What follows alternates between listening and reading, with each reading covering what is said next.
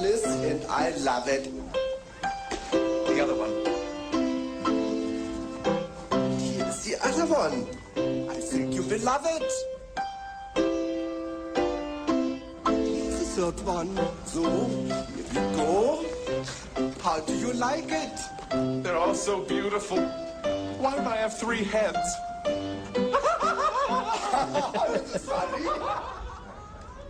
Well, that's genius for you. Never satisfied. That was the musical genius, believe it or not. Wolfgang Amadeus Mozart, played wildly by Thomas Hulce in Amadeus, a thriller and also an ode to creativity, and one of 5 new movies we'll be reviewing this week on At the Movies, the movie review program. Across the aisle for me, Roger Ebert, film critic of the Chicago Sun-Times. And across the aisle for me is Gene Siskel, film critic of the Chicago Tribune. Well, the autumn movie season is now officially underway, and so finally we're going to start getting some movies again about things that are other than spaceships, beer blasts, and food fights. All right. In addition to Amadeus, we're also going to be reviewing on this program Sally Field is a Texas widow in Places in the Heart, a Paris love story starring Karen Allen named Until September, and Bo Derrick's new movie, would you believe, I know this is going to come as a surprise, I think it has a good chance to be Stinker of the Week, Bolero. And now Gene begins with a review of Steve Martin's new comedy, All of Me. All of Me is a wild new comedy starring Steve Martin and also Lily Tomlin, in the story of a very, very rich woman who is near death but has discovered a way to keep her soul alive and have it transplanted into the body of a beautiful woman. The method involves a lot of chanting by a swami. Steve Martin plays her doubting attorney. Are you insinuating that I am not of perfectly sound mind? No, I wouldn't do that, but I think practically everybody in the solar system would. Mr. Cobb, the last thing I need around here is your ill-informed negativity. Get out.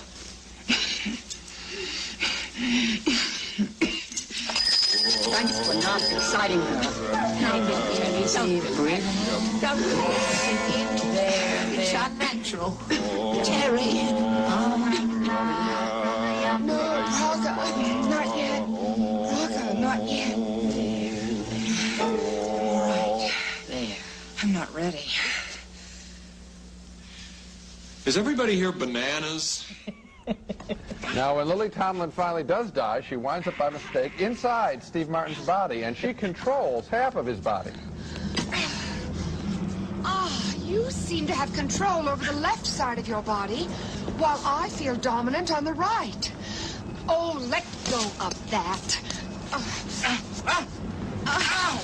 Oh, you... How about a little respect for the deceased? Let go of my hand, you brute. I will not. Ow! Just stop it. If you want me out of you, then you must stop this ridiculous behavior. I like that. That's very funny stuff. All of Me is very funny when Steve Martin is playing his dual role. I think the only other person who can do it as well is probably Robin Williams. And Steve Martin, with his more laid-back comedy style, is better suited for the story, I think, because by acting the split personality more slowly, we can actually see the comedy of the 2 parts. This movie is a triumph for him. The rest of the film, for me, only so-so. The Lily Tomlin character is never appealing, even at the end when she's supposed to be, and even Victoria Tennant as the evil woman in this story is unimpressive. In other words, All of Me is very funny for Steve Martin, but his performance, I think, is just stuck in a so-so script. I liked him more than the movie. I liked him and I liked the movie, and you know that this is the first Steve Martin movie I have liked. I have not been a Steve Martin fan at all. I went into this movie, I was laughing from beginning to end. I disagree with you about Lily Tomlin. I thought she was very appealing, and especially, Gene, how can you overlook the wonderful physical comedies in those scenes where every time he looks in the mirror he sees her? Right. So there's, for example, the scene where he goes to the men's room for the first time. Yeah. The timing, it's not physical comedy there, that's verbal comedy. But it's also, it's a lot of physical comedy. The timing of their movements, the mirror image. That scene in particular is worth seeing the movie for. Well, I guess the common ground is Steve Martin. The question is, how good is the rest of the movie? I think it's a better movie than you think it is, but we both liked it a lot, and for me, it's a real comeback for Steve Martin. Next at the movies, can you believe that Mozart was attacked because his music had too many notes? Forgive me, Majesty. I'm a vulgar man. But I assure you, my music is not. Our next movie is named Amadeus, and it's one of the most brilliant balancing acts I've ever seen on film. A wonderful combination of music and passion, history and soap opera, sex and scandal, genius and despair. And that's a pretty good list. The movie tells the story of Wolfgang Amadeus Mozart, a composer who seemed to create classics almost effortlessly, from the point of view, anyway, of another composer whose work took a lot more effort and was a lot more ordinary. Yet the rival composer, named Salieri, was torn between jealousy and admiration, and we can see that in this scene where Mozart is taking requests from his fans, and Salieri, disguised in a mask, asks for his own music to be played.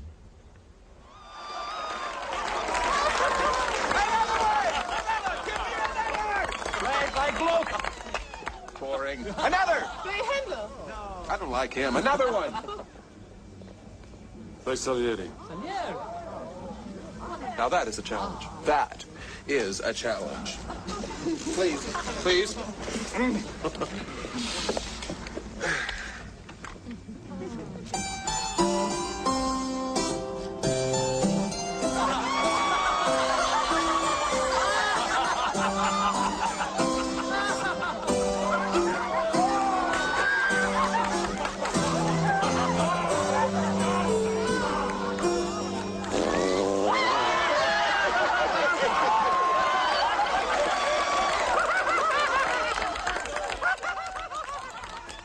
Go on.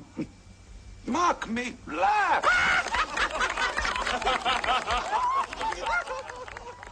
That was not Mozart laughing, Father. That was God. That was God laughing at me through that obscene giggle.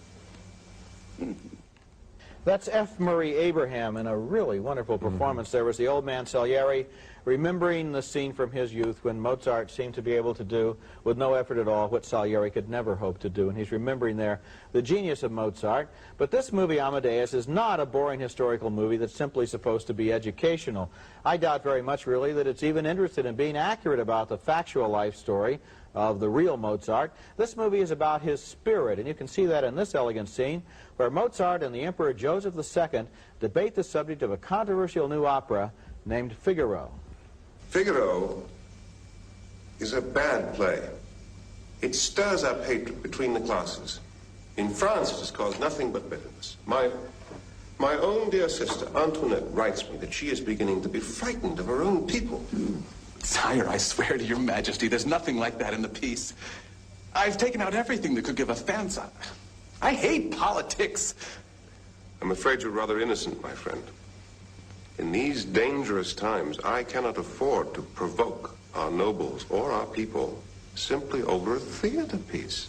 Majesty, this is just a frolic. It's a piece about love. Love. Again.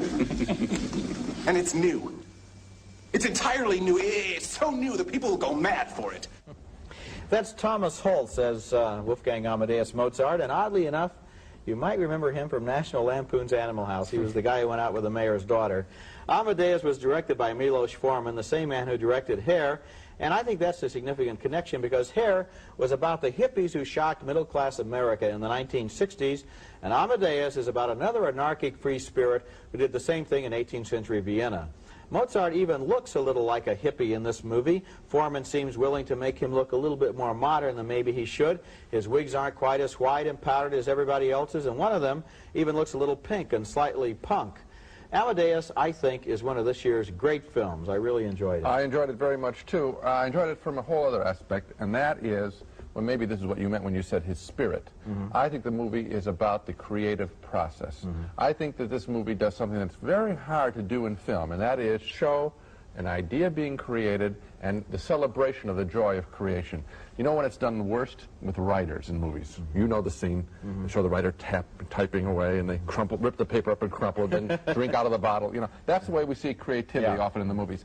There was a fine film by Ken Russell named Savage Messiah about a sculptor that was very good. This is the only other film that I can think of in recent years where I saw the work of an artist being celebrated, and I appreciated that very much. I kind of go along with you on that, but on the other hand, it seemed to me that this is much more the story of a person who happened to be Mozart, and who, in addition to that fact, also has this relationship with the older man who is jealous of him. I understand also has the guts to go in there and talk to the emperor in the way that he does, who is goofy and daffy and has that funny laugh and is happy that everybody loves him and marries the young woman. I understand and that. has his little household. But and all of that is there in addition to the music. Yes, it's all there, and I didn't think it was that important. I thought what was important there was the celebration of creativity, plus the fact that even though this guy is very jealous of him, the old man is extremely jealous of him, he also admires him. So you're saying there's enough in what you see to make it a great movie. I say there's enough in what I see to make it a great movie. There's a double bill. Must be some kind of a great movie. Okay. Double header. Coming up next at the movies, Sally Field's cotton farm is about to be taken away by the bank. Down in the cotton patch down below, everybody's singing the Cotton Eye Joe. Ready, ma'am? Everybody's singing the Cotton Eye Joe. Get along, mute. Our next film is Places in the Heart, something rare in American movies, a film with a decidedly spiritual attitude, telling the story of how widowed housewife Sally Field tries to keep her farm in the face of a bank that would like to foreclose on her property. Time is the 1930s, Dust Bowl, Texas, and Sally Field's only hope is to make enough money planting cotton to pay off her mortgage. But she doesn't know a thing about farming, so she's willing to take on a black farmhand who stole some silver flatware from her home. Found him down by the tracks. He claimed he's working for you, but it looked to me like he's trying to leave town. No, he's working for me. I needed somebody to help out around here, and so I took on... Moses had not. Moses. I took on Moses to do some chores around here until I could get all straightened away. Miss Pauline, you sure? I mean, I found all that silver on him. Oh, it's Mama's, and Margaret wanted to borrow it. Now, if you had done like I said and gone straight there and straight back, you wouldn't have gotten in all this trouble. Yes, ma'am. Miss Pauline, are you sure you're all right? Well, good night. Good night, Jack.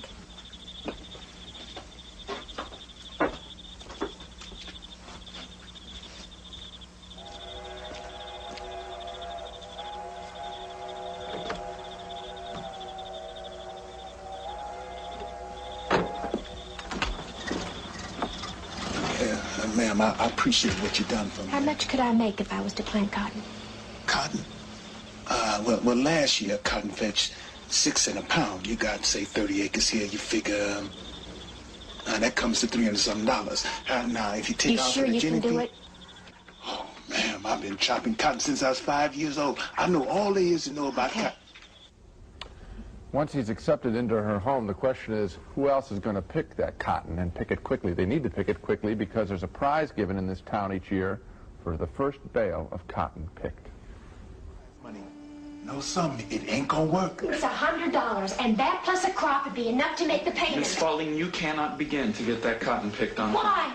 Why? Moses has said that it's ready. Well, Moses has always said... Oh, okay, man. I did say the cotton come in a touch early hereabouts. But in a couple, 3 days, the pickers from down south are going to get up as far as this county, and they can go through a field of cotton quicker than you can say Jack Robinson. Frankie, we'll start right now. Well, you got 30 acres to pick. Frank and Possum can help. Well, that's not going to be nearly enough. Then I'll pick 24 hours man, a did you ever day. pick cotton before?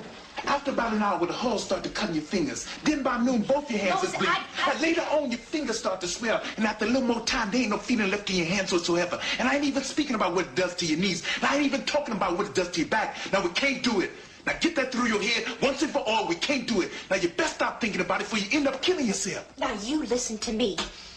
If we lose this place and you're going back to begging for every single meal, Mr. Will, they're going to put you in the state home, and I'm going to lose what's left of my family. I'm not going to let that happen. I don't care what it takes. I don't care if it kills me. I don't care if it kills you. I'm not going to give up.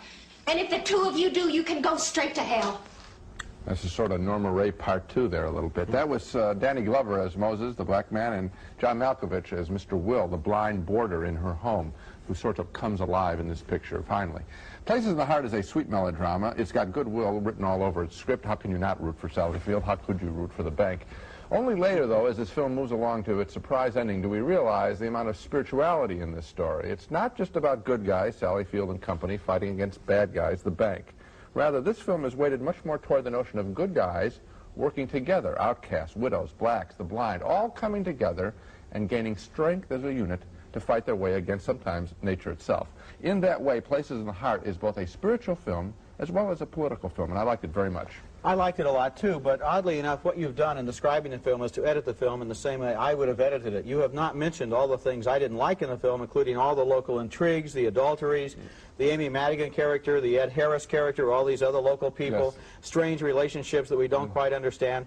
To me, the straight line in this film is Sally Field, her farm, her blind boarder, the black farmer who comes to help her get the cotton, and the selling of that cotton crop. That's the straight line in the film. That's terrific. They should have thrown out 6 or 8 other scenes. They would have had a stronger film. Right. You know, Howard Hawks, the director, once said that the definition of a good movie is 3 good scenes and no bad scenes, and that the no bad scenes is very important. You don't want a moment when people realize that you're seeing a movie. And I agree that some of the little side stories, but at the same time, Roger, just like this genius of Mozart overwhelms Amadeus, I think that the notion of people banding together in the face of nature, and Dust Bowl and banks and commercialism, I agree, takes this story through. I agree. It's got 4 good scenes and 2 or 3 bad ones. Okay. Our next movie is named Until September, and it is without a doubt one of the most unnecessary movies of the fall season, maybe of the whole year, maybe of the 1980s. It's a love story between an American woman and a French man who spend 3 weeks together in Paris without having one single interesting conversation.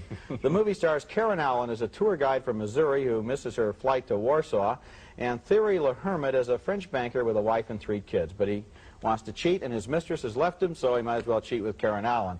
Their romance starts when she tells him he has the most beautiful eyes that she has ever seen. I guess that means she's already forgotten Harrison Ford's eyes in Raiders of the Lost Ark, not to mention the camels in the same movie. Here's a scene where they teach each other how to eat French toast. You sure have a very funny way of eating. What do you mean? Look. Try this. Hold your fork like this, and use your knife like that. I do. Yes, but then you don't have to fumble around. I don't fumble. Take it easy. I just say it's a truly superior technique. Look. 1, 2, 3. Yeah, these people are so bright in this movie. I kept waiting for step 4 where they stick the fork in their eye. In fact, I didn't even think the French toast looked good enough to eat.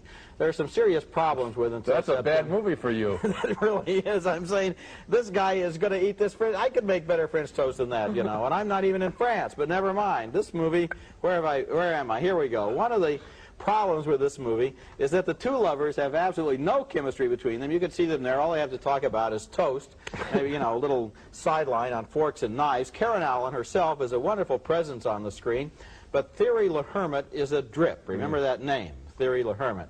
And their romance in this movie raises all kinds of ethical questions, especially in the final scene where they've so neglected this guy's family that we're supposed to cheer, I guess, that he's going to abandon this wife and 3 kids and go off with Karen Allen. I think it's an important decision. It shouldn't just be the happy ending is that the family gets shoved into the toilet. Halfway through the movie, I was taking bets the last scene was going to be that old, reliable cliche where they run into each other's arms at the airport. And you know what? I didn't lose any money on my bet. Well, at that point, I wasn't really interested in it. And it's a shame to see Karen Allen.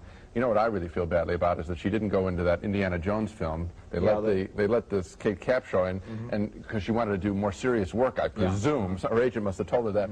And then she does this. She is an interesting character actor. She can play. You know, she's trying to play a tough young American woman. Well, a tough young American woman would have, you know, gone on to another guy. The guy is a drip. That's not just a, you know, a little snide remark by you. That is a fact. The character here is a drip. There's nothing interesting about him except the pale blue color of his eyes. And the other problem is they do not, the whole gimmick here is that she doesn't speak French. His English is limited. Therefore, their conversations are along the lines of the Rhine wine comes in a bottle shaped like this, the Bordeaux wine comes in a bottle shaped like that. Here's how to eat French toast. I'm sitting there thinking, what do they have in common with each other except the need to make this movie? Yeah, and then again, of course, the pattern is so predictable. Fight, fight, fight.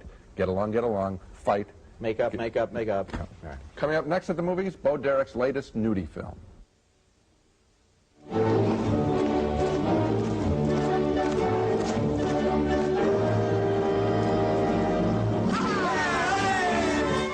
Here he is, Aroma the Educated Skunk, with the stinker of the week, the week's worst movie. Oh, yes, really sacked out here. Aroma knows it's always time for him to go to work whenever he hears that Bo and John Derek have a new movie coming out.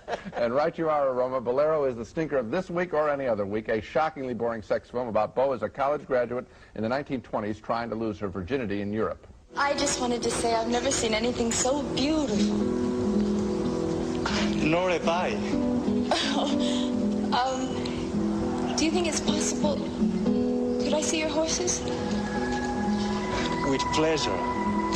Oh, isn't that cute? The little leg lift. And can I see your horses of all the lines? That wasn't one of the sex scenes. There are only 3 of them in the film. But in between, we have stretches of a half hour or more of boredom like that, with Bo trying and failing to play a stupid little ingenue. She's not stupid. She's not little. She's not an ingenue. Beyond that, Bolero is offensive for its use of teenage girl nudie shots and its recommendation of opium in limited doses. So it's boring and offensive, a true stinker of the week. I hated it too. How could a movie have the nerve to be that bad and only have 3 good parts? I mean, that's really cheating. Now let's take another look at the movies we reviewed this week. We both enjoyed All of Me, the funny offbeat comedy with Steve Martin and Lily Tomlin. I enjoyed it more than Gene. And we both thought Amadeus was one of the best movies we've seen this year. 2 enthusiastic thumbs up for the story of Mozart, his life and times. 2 more thumbs up for Places in the Heart, with Sally Field as a Texas widow trying to keep her family farm. And I think it's fair to say that we both hated, until September, the boring and unbelievable love story about 3 endless weeks in Paris. Now that's the definition of a bad film. You make Paris boring. That's it for this week. Next week at the movies, Drew Barrymore from E.T. and Shelley Long and Ryan O'Neal star in a new comic drama, Irreconcilable Differences. And also, Howard E. Rollins Jr. from Ragtime stars in a new drama, A Soldier Story. Until then, we'll see you at the movies.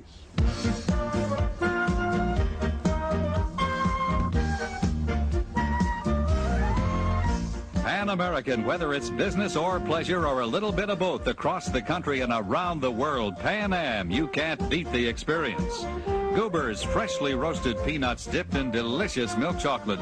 Enjoy America's favorite movie time candy at home or at the movies. Raisinets and Snowcaps too.